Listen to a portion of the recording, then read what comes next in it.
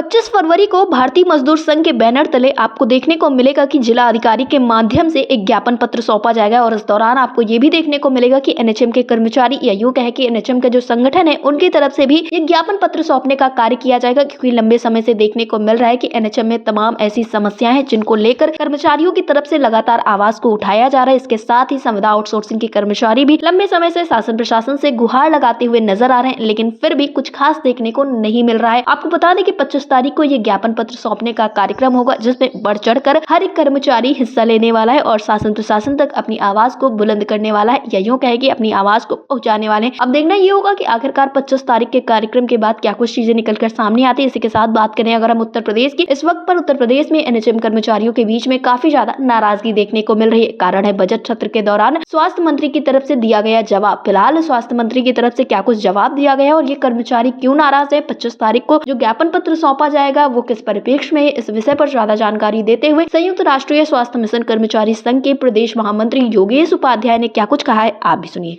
योगेश जी, आपका हमारे चैनल अटल टीवी पे बहुत बहुत स्वागत है। जी धन्यवाद।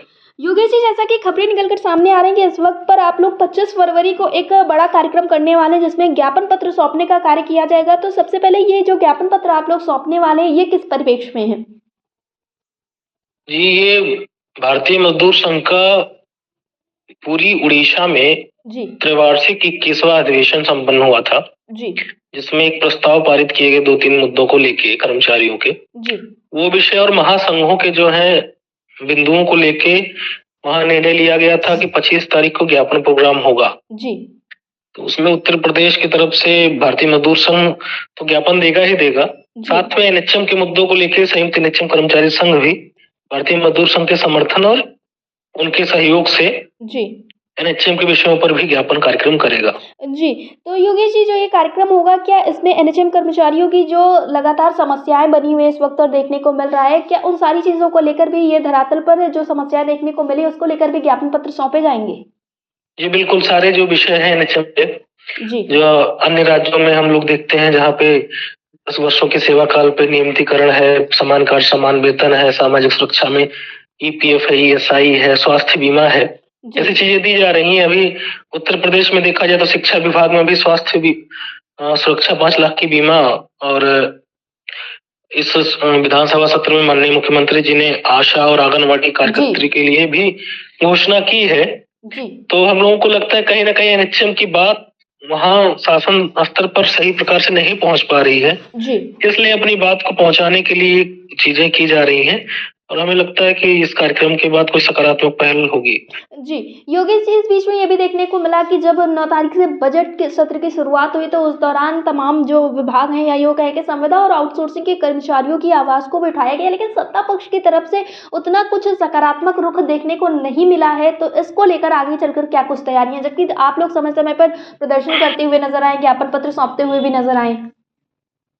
बहुत दुर्भाग्यपूर्ण है। अभी एक प्रश्न का जवाब माननीय उप मुख्यमंत्री जी ने दिया है विधानसभा में, जिसमें पूछा गया कि एनएचएम कर्मचारी को नियमित किया जा सकता है या नहीं, यदि नहीं तो क्यों। तो उनके द्वारा एक जवाब दिया गया लिखित रूप में, इस समय पूरे व्हाट्सएप ग्रुप में घूम रहा है कल से। उसमें लिखा हुआ है कि उन्होंने कहा कि एनएचएम के अधिकार क्षेत्र में नियमितीकरण नहीं आता। तो क्या माननीय उप मुख्यमंत्री केवल एनएचएम के मंत्री हैं या पूरे उत्तर प्रदेश के स्वास्थ्य विभाग के हैं? अगर केवल एनएचएम के हैं तो ठीक है, ये जवाब अच्छा है। अगर पूरे स्वास्थ्य विभाग के हैं तो स्वास्थ्य विभाग के अधिकार क्षेत्र में तो आता है, उत्तर प्रदेश के सरकार के अधिकार क्षेत्र में तो आता है। भारत सरकार बार बार कह रहा है कि स्वास्थ्य राज्य का विषय है और राज्य को निर्णय लेना है कैसे कर्मचारियों के लिए क्या करना है। एनएचएम के भरोसे बहुत लंबा स्वास्थ्य व्यवस्था मत चले, बहुत स्पष्ट रूप से भारत सरकार बार बार कह रहा है।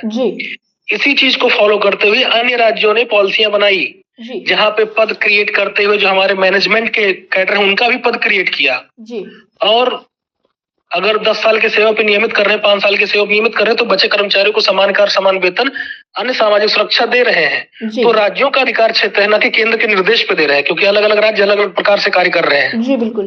तो ठीक इसी प्रकार से उत्तर प्रदेश में भी उत्तर प्रदेश के अधिकार क्षेत्र में आता है और माननीय उप मुख्यमंत्री जी उत्तर प्रदेश के मंत्री ना कि केवल एनएचएम के, तो उनके अधिकार क्षेत्र में आता है।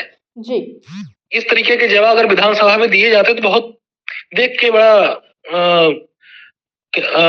दुख होता है और लगता है कि हमारा प्रदेश स्वास्थ्य व्यवस्थाओं को लेकर किस तरफ जा रहा है। आज के समय में अगर हम लोग तुलना करते हैं अन्य राज्यों में या अन्य देशों में स्वास्थ्य व्यवस्थाओं की, तो जो स्वास्थ्य बजट है वहां पे 9 से 10% है पूरे जीडीपी का, और हमारे यहाँ क्या है 2%, 4%। हम क्या स्वास्थ्य व्यवस्था चाह रहे हैं? हम तुलना करते हैं अमेरिका से स्वास्थ्य व्यवस्था की। अमेरिका की स्वास्थ्य व्यवस्था दुनिया की सबसे अच्छी स्वास्थ्य व्यवस्था नहीं, पीपी मॉडल लागू है। अगर आपको तुलना करनी है तो सबसे अच्छी स्वास्थ्य व्यवस्था कनाडा की है, यूनाइटेड किंगडम की है। वहां पे स्वास्थ्य व्यवस्था किस तरीके से चल रही है? वहां नियमित व्यवस्था है, नियमित सरकार के अधीन कर्मचारी नियमित रूप से काम करते हैं और उस पर काम होता है, तब इसलिए दुनिया की सबसे अच्छी व्यवस्था है। अगर उत्तर प्रदेश, हम भारत में बात करें तो आपका चले जाइए केरला में, राजस्थान में, यहाँ पे स्वास्थ्य व्यवस्थाएं अच्छी हैं। वहां क्यों है, कैसे, उस पर नहीं देख के हम लोग प्राइवेटाइजेशन के इस तरीके की बात करते हैं कि हमारे अधिकार क्षेत्र में नहीं है, तो बहुत दुख होता है। अगर हमें सच में आपके माध्यम से बात पहुंच रही है सरकार तक और सच में स्वास्थ्य व्यवस्था अच्छी करनी है तो पहले कर्मचारियों को सुरक्षित करना पड़ेगा, उसके बाद स्वास्थ्य व्यवस्था अपने आप अच्छी होगी। जी योगेश जी, जो 25 तारीख को आप लोगों का कार्यक्रम है, ये देश के हर एक राज्य में होने वाला है या फिर अलग अलग जगह पर अलग अलग प्रकार से होने वाला है?